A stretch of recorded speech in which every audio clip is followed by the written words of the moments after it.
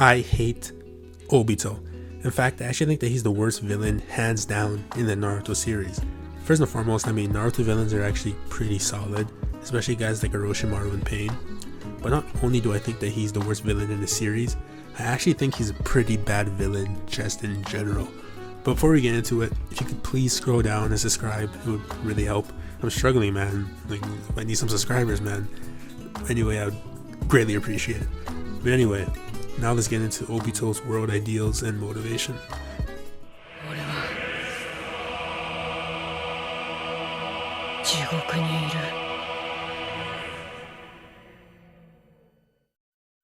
Now, I'm not even gonna beat around the bush here.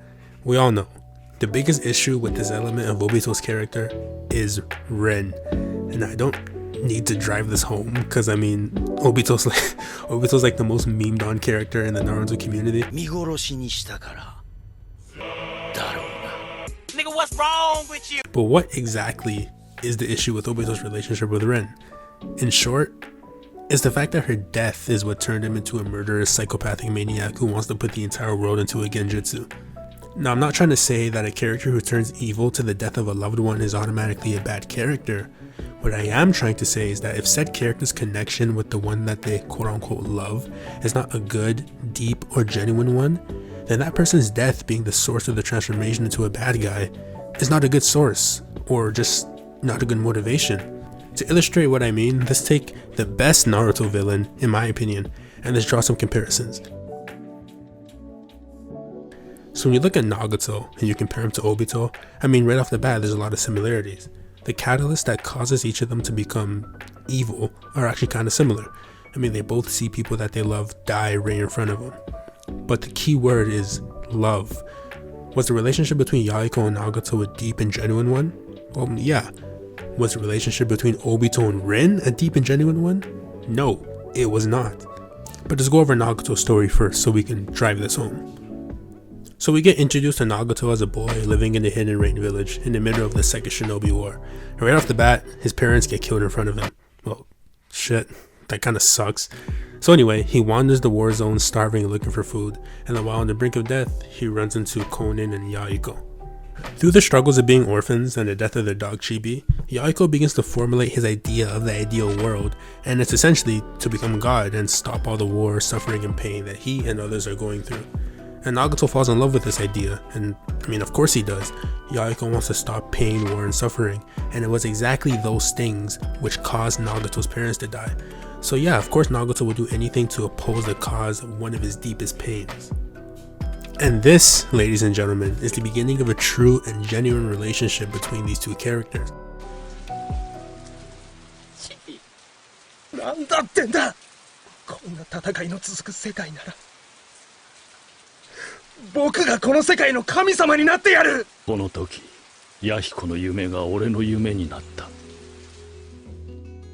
It's not just arbitrary care for each other. There's somewhat of a compelling reason for these two connecting to each other. From here on, they decide to learn ninjutsu so they can become more powerful and essentially change the world. Later on, Yahiko runs into a rogue ninja and is literally about to be killed, and then Nagato activates his Rinnegan and kills the ninja, protecting Yahiko in the process. Now I love this scene, and the reason I love it is because it deepens his relationship with Yahiko even more. It shows to what extent Nagato is willing to go to save the people that he loves. I also love how sort of conflicted he is after the fact. He's not even sure whether or not what he's done is right or wrong, and at least to me, it adds a nice element of humanity to his character. Later on, Nagato, Konin, and Yahiko form the Akatsuki and work their asses off for years, putting ends to conflicts in the Hidden Rain village. More specifically, Nagato gets to work essentially fulfilling his promise to Jiraiya and Yahiko to end the cycle of hatred in the ninja world. And because of his work, the Akatsuki get noticed by Hanzo. Hanzo feels threatened, and then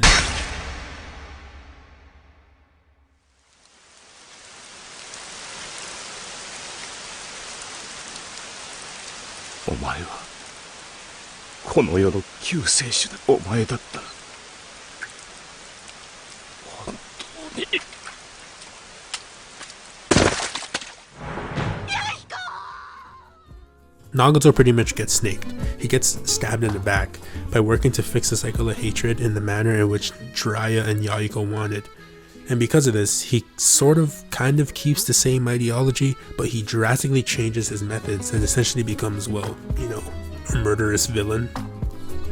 And this transformation, it's somewhat plausible, because Yayiko's death was not simply the death of someone who he arbitrarily loved. It was the death of someone who saved him. It was the death of someone who inspired his ideology. It was the death of someone who he had a compelling relationship with. And because of this, the evil person that Nagato turned into due to this death kind of resonates with me to a certain degree, and is then again somewhat plausible.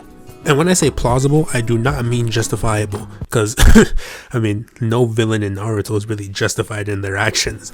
But when I say plausible, I mean that I can kind of see why he turned into what he turned into and wanted to change the world in a manner in which he wanted to, and how we could use the methods that he wanted to. Are there flaws in this transformation? Absolutely. But it is still somewhat reasonable, and then again, it's definitely somewhat compelling, at least in my opinion. Now back to Obito. Obito indirectly killing Minato and Kushina, almost killing Naruto as a baby, Iruka's parents he killed, destroying the Hidden Leaf village, helping Itachi massacre the Uchiha clan. Rin's death being the source of all this is not plausible, and it does not resonate with me at all. Like, bro, could you imagine being this guy's therapist? Okay, Mr. Obito, so you have quite the resume here. You killed Minato and Kushina. You almost killed their baby for no reason.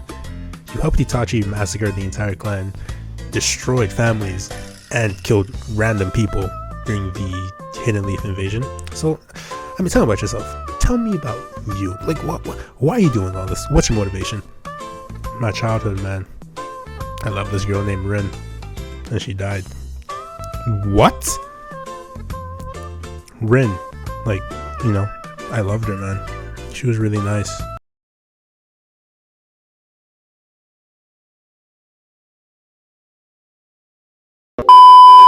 Now, I know you could probably equally apply this to Nagato, but there's a difference. For Nagato, maybe this is just subjective nonsense coming from me. You guys can let me know how you feel. For Nagato, because everything I said and everything I explained previously, it just feels way more compelling. Like I said earlier, neither of these guys are justified, but I feel more persuaded. I feel more thought-provoked by Nagato's backstory than Obito's. Why does Obito love Rin? What is it about his relationship with her that would make it such that when he loses said relationship, he goes crazy? I can tell you why Nagato loves Konan and Yayiko. I can tell you why Sasuke loves Itachi. I can tell you why Hinata loves Naruto. But I honestly can't give you a good answer as to why Obito loves Rin. It's not because she inspired him to become a Kage. He had that goal before he met her. Is it just an arbitrary teenage crush? Then again, it's like, I don't have an issue with him having Rin as a crush. My issue is that crush being the foundation on which his entire villainous ideology is built. Especially for a main character, it's like, it's laughable in my opinion.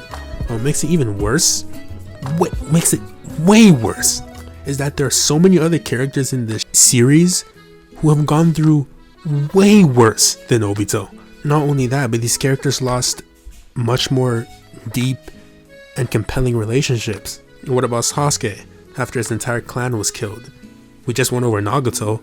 No, my freaking gosh, what about Kakashi, who lost his dad, his best friends, and his sensei, which you killed? In comparison to these guys, like I said earlier, or I don't know if I said this earlier, but I'm going to say it now, he simply just feels like a selfish brat taking out his anger against the world. Now, I know what some of you are saying. It's not Rin's death in of itself that caused Obito to become what he became. It's more so what Rin's death revealed to him about the world. It essentially revealed the curse of the world to him. Well, this is just not true. There's two issues with this logic. One, it does not change the fact that it was the loss of this relationship with Rin that revealed the curse of the world to him, because it's just an awful relationship. And two, it's simply a flat out lie. Near the end of Naruto, what transforms Obito into a good guy was not Naruto showing him that his methods of saving the world were incorrect. It was Naruto reminding Obito of his past and Rin. His time with Minato, Rin, and Kakashi. More specifically, he actually verbatim reminds him and makes him think about what Rin would think if she saw what he was doing now. The reason this is important is because it simply displays his motivations for his actions. If he truly cared about the world, this wouldn't have worked. He he would have said exactly what, well, you said and what you would have said in his response. He would have said, if he truly cared about the world, he would have said, well, I don't care about Ren, you know, it's not about Ren per se, it's about what Ren has displayed to me about the world, or more specifically what her loss has displayed to me about the world. But that's not what he said. He turned into a good guy on the spot. And yes, just like other people in the show, he got talk no jutsu. In short, Obito absolutely started the war over Ren. More specifically, he was just simply taking out his anger on the world for the world taking Ren away from him. This is exactly why he was so disgusted by Naruto not turning evil in the face of his friends dying. He essentially just wanted Naruto to take the same route that he did, and he wanted to use Naruto as a justification for himself and his own selfish actions. Now, this specific element of Obito's character, I hate and I love at the same time. I hate it because, I mean, it's selfish actions, but I love it because, I mean, the idea of Obito's character, at the very least, this challenge to Naruto, was one based on integrity. I mean, how faithful can Naruto stay to his ninja way in the face of all of his allies dying left and right? And, well, this is actually exactly what Neji's death was for, right? It was that moment in the war arc where Naruto was sort of teeter-tottering on his ideals, or at the very least, his integrity and his principles. And I really appreciate that, so, I mean, I guess Obito's not all bad.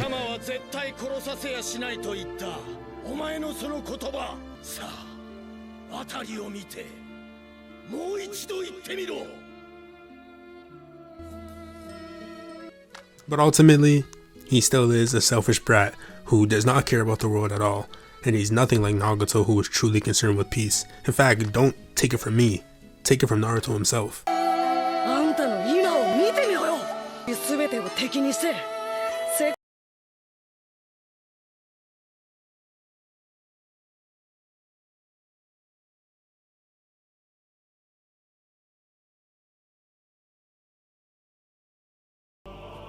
Nagato とてめえを一緒にすんな。と違っても、あいつは本心で平和を望んでた。けどおめえは違う。Ain't got me in the fucking camera. This is the clearest video I've ever seen. This is the most HD shit ever. This is 4K. How did they get you in 4K? That ain't me. You thought I was done? Nope. There's so many more issues with this character that I hate. I'm going to be joking around in the section of this video, to be fair, because, I mean, I don't know if this is an actual issue with this character or it's just me not liking him, but his abilities are absolutely stupid. This guy has the most cheesy abilities in the entire series. First and foremost, let's talk about Kamui. This move is so broken, it's almost outlandish. I mean, need to run away? Kamui. About to get hit? Kamui. Need a one-shot move? Kamui. And also, like, why don't his eyes bleed? Like every other character that has a Mangekyo, like their eyes bleed, including Kakashi, you know, the person who has his other eye. Some try to justify this by saying that the Hashirama cells that he had sort of counteracted the effects of the Mangekyo. However, this makes no sense because at the end, when he was fighting Kaguya, his eyes were bleeding. So why weren't they bleeding throughout the entire show? No one knows. And honestly, if you think about it, his entire character is just littered with plot holes. How did he survive being crushed underneath that rock? And it's so funny because Kishimoto knows he messed up here, because he tries to get Madara to say that, oh, it's like you were slipping through the rocks, and he's essentially trying to hint at the use of Kamui. The issue is, Obito didn't have Kamui at this point, let alone his Mangekyo. So then again, like, how did he survive? And this is less egregious, but how did he get so powerful so quickly? I mean, people get really powerful really quickly in not only Naruto, but just anime in general. But I mean, Obito's growth is just absurd. I mean, this bozo was barely Chunin level, and then all of a sudden he can put the Nine Tails in a Genjutsu, and he's keeping up with Minato. Like, what? It's not even like there's anything special about him. He's just a random Uchiha, and Uchihas are strong, but not this strong. I mean, did Hashirama cells give him this much power? And if that's the case, why wasn't Danzo this strong? Oh, no, like, we're not done. How did he Genjutsu Yagura, who was a perfect Jinchuriki, who's immune to Genjutsu? Like, the first thing we learn about perfect Jinchuriki is that you can't Genjutsu them because, you know, the tail beast inside them just wakes them up. So, how did Obito Genjutsu Yagura for years? Okay. Why does he know Izanagi? more specifically, how does he conveniently have another Sharingan? How does he have another Sharingan underneath his one-eyed mask? This is just so stupid. In all seriousness, my issue with these examples isn't really that they're just blatant plot holes, it's more so that they're questionable things that just have no explanation, or if there is an explanation, it's just shallow and lackluster. I mean, for such a pivotal villain, you think that they provide more potent reasons as to why such insane things happen, but they just slap Hashirama cells onto everything and call it a day. It's just laughable in my opinion. Now, Obito's not all bad. I mean, like his design, for example, it's cool, like really cool. He has probably the best design in the entire show. I think his voice actor is also pretty good in my opinion. And most importantly, I think the sort of dichotomy between Obito and Naruto is actually pretty engaging. It's just like Indra and Ashura, or like Jiraiya and Orochimaru. You know, one of them's the dunce and the other one's sort of like the prodigy. More specifically, Obito's sort of supposed to be an evil version of Naruto, and it's a cool concept. I just don't think it's fleshed out enough. If you want to make Obito feel like Naruto, you can't just slap similar personalities and temperament and the desire to be Hokage on a random kid. I mean, that's not enough. Naruto has countless interactions that have molded him into the person that he is. If you want to make Obito feel like Naruto, you can't just, well, do everything I said and just rush it. Because, well, yeah, he feels rushed. His backstory feels like a pizza that's just half cooked. He needs more development and more pacing. Hell, Ashura from the Sage of Six Paths filler, Ashura feels more like Naruto than Obito does, and that's not a good thing. In comparison to other villains, he just falls short, in my opinion. I think what hurts him so much is how pivotal he is to the series. I mean, he's pretty much the main villain of the entire series, and because of this, I'm not willing to tolerate a lackluster motivation or backstory. You know, if he was more of like a side villain and wasn't in our face like 90% of the time, I could tolerate an uncompelling backstory. You know, I'd be able to deal with it.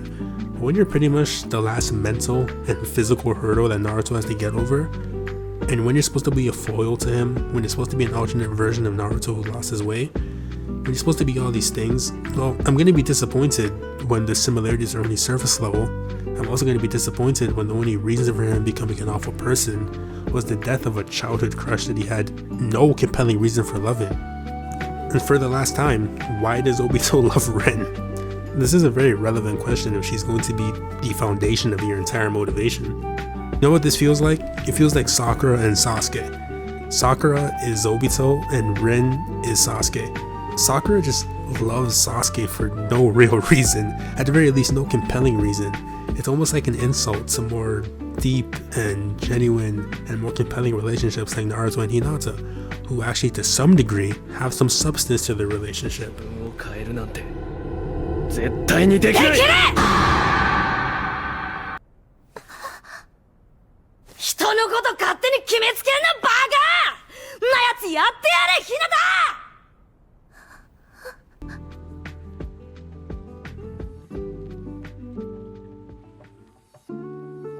So, if you like Obito, more power to you. This is just my opinion. I'm not gonna be mad at anyone for liking a character that I dislike.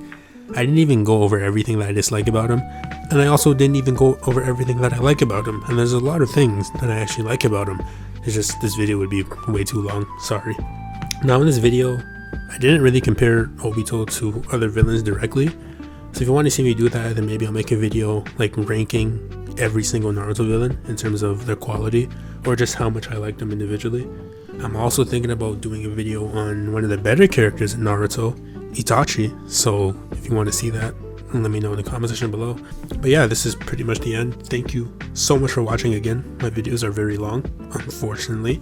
But yeah, if you enjoyed the video, please like the video, subscribe, turn on post notifications, and thank you guys for watching so much. I'll see you guys in the next one.